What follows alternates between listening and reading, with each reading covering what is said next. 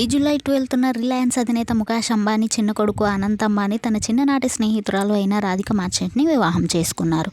ఈ ఏడాది ప్రపంచంలో కోట్ల ఖర్చుతో జరిగిన వెడ్డింగ్ అనంత్ అంబానీ, రాధిక మర్చెంట్లదనే చెప్పొచ్చు. వీరి పెళ్లి ముంబైలోని జియో వరల్డ్లో అంగరంగ వైభవంగా జరిగింది.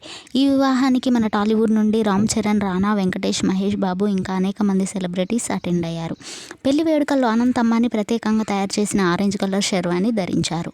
ఇంకా పెళ్లి కూతురు రాధిక మర్చెంట్ వేసుకున్న దుస్తులైతే హాట్ టాపిక్గా మారాయి. స్పెషల్గా డిజైన్ చేసిన డ్రెస్లో రాధిక మర్చెంట్ చాలా స్పెషల్గా కనిపించారు. రాధిక మర్చెంట్ డ్రెస్ నిజంగా బంగారం డిజైన్ చేయడం విశేషం.